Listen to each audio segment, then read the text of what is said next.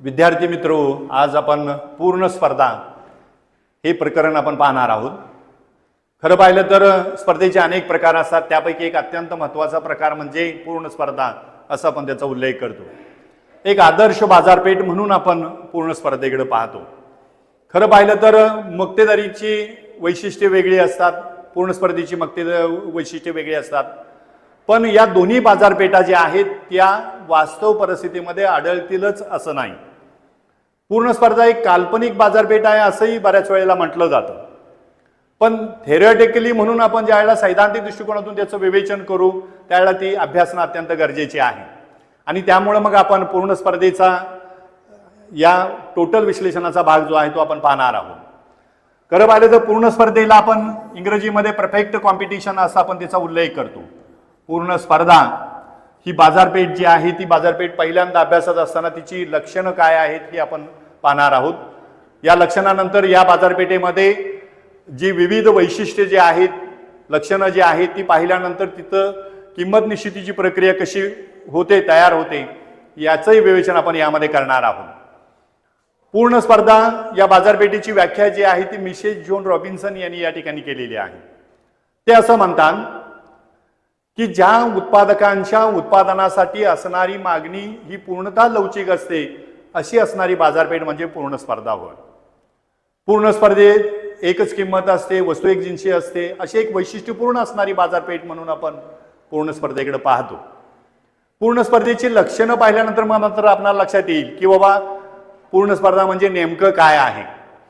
त्यातलं लक्षण म्हणून आपण ज्यावेळेला पाहू त्यातलं पहिलं लक्षण असं सांगितलं जातं की असंख्य ग्राहक आणि असंख्य विक्रेते हे पहिलं वैशिष्ट्य या ठिकाणी सांगितलं जातं।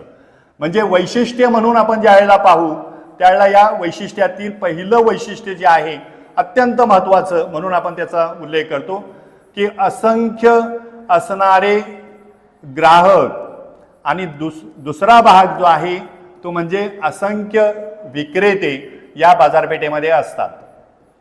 विक्रेत्यांची संख्या इतकी अधिक असते, ग्राहकांची संख्या इतकी अधिक असते की वैयक्तिक एक विक्रेता एक ग्राहक टोटल बाजारातील किमतीवरती कोणताही परिणाम करू शकत नाही। संख्येने ते अगणित असतात। डॉक्टर मार्शल असं म्हणतो की सागरातील पाण्याच्या एका थेंबासारखी त्यांची अवस्था असते। म्हणजे विक्रेता वस्तूची पुरवठा कमी जास्त करून किमतीवरती प्रभाव पाडू शकत नाही, तसंच ग्राहक आपल्या मागणीमध्ये कमी जास्त बदल करून किमतीवर तो इफेक्ट करू शकत नाही। म्हणजे दोघांचं ज्या वेळेला आपण विवेचन पाहतो त्यावेळेला त्यांची संख्या अमर्याद असते, अगणित असते। हे एक पूर्ण स्पर्धेचं प्रमुख लक्षण म्हणून आपण या ठिकाणी पाहतो। यातील असणारा जो विक्रेता असेल तो किंमत स्वीकारणारा असतो, म्हणजे तो किंमत करता नसतो, तो किंमत स्वीकारणारा असतो। आणि ग्राहकांची संख्या अधिक असल्यामुळं तो एक जिनसी वस्तू असतात आणि त्या एकाच किमतीला तो विकण्याचा प्रयत्न करतो। दुसरं वैशिष्ट्य जे सांगितलेलं आहे ती म्हणजे वस्तू एक जिनसी असते। म्हणजे वस्तूचं जे स्वरूप जे आहे ते स्वरूप एक जिनसीत्व असं आपण त्याचा उल्लेख करतो।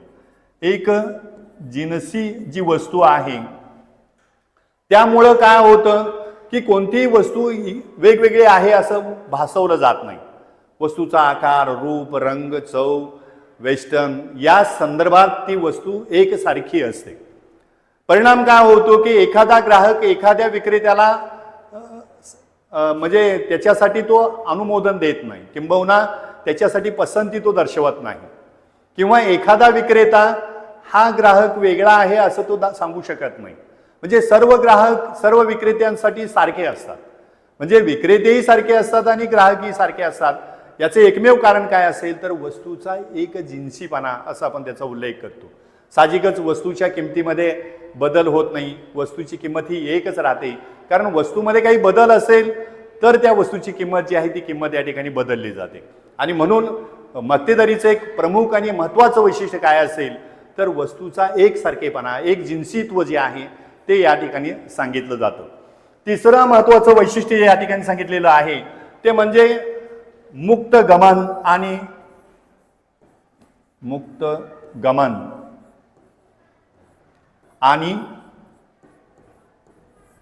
मुक्त प्रवेश।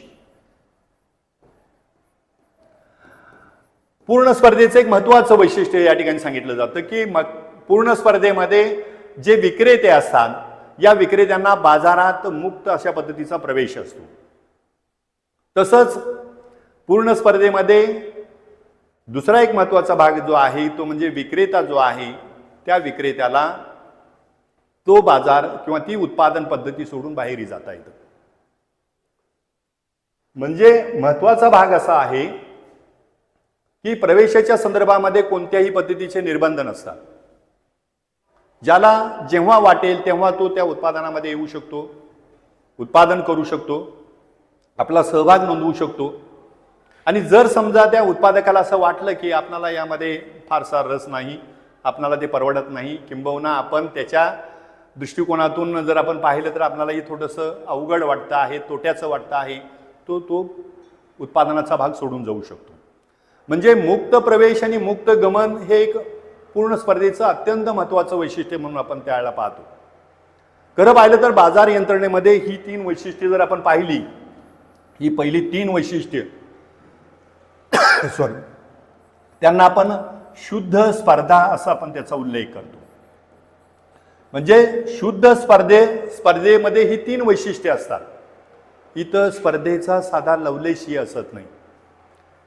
मुक्त प्रवेश आणि मुक्त गमन, वस्तूचा एकजिनसीपणा आणि असंख्य ग्राहक आणि असंख्य विक्रेते.